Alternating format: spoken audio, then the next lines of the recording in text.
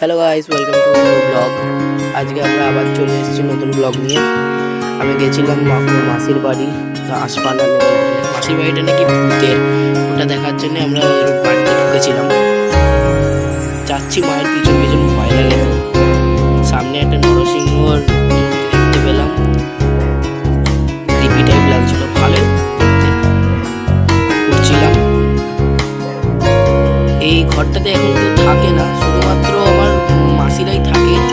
তাও নাকি মাঝে মাঝে শোনা যায় আওয়াজ, যাচ্ছে বলে শোনা গেছে। এখানে সব অ্যান্টিক জিনিসগুলো সব রাখা আছে। সব কটা ঘরই তালা মারা থাকে। যার বাড়ি সে আমার মাসিরাই থাকতে দিয়েছে। এখন এই বাড়িটা থেকে থাকে না, শুধু মাসিরাই থাকে। তাও নিচে থাকে, উপরে থাকে না। উপরটা তালা দেওয়া থাকে। উপরে একটা ঘর খোলা ছিল, তখন আমরা খেয়াল করি, উপরে চলে গেছিলাম। উপরটাও দারুণ। উপরে এখানে একটা মূর্তি টাইপ ছিল। আর সোজা গিয়ে আরো একটু উঠে এখানে অর্জুন আর কৃষ্ণ রথ যেখানে কাজ করছে। আর সামনে একটা বড় গণেশ ঠাকুর ছিল।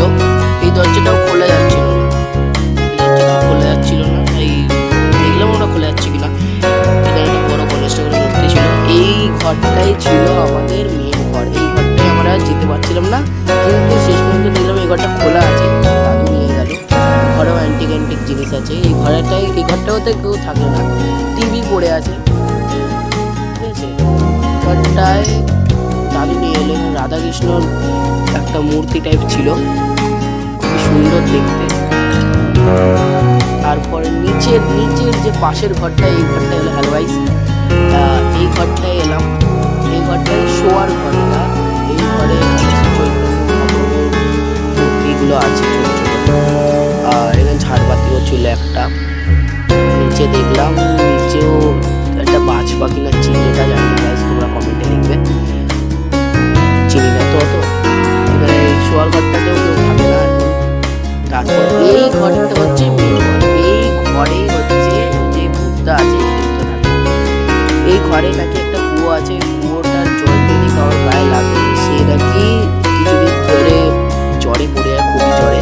যেতে দিচ্ছিল না, আমি যেতে চাইছিলাম, পিছনে বারণ করছিল যাওয়ার জন্য, যেতে পারলাম না শেষ পর্যন্ত। আশা করি এইটুকু ভিডিওটা আপনার ভালো লাগলো। ভালো লাগলে লাইক করবে, শেয়ার করবে, সাবস্ক্রাইব করবে। Tata, bye bye.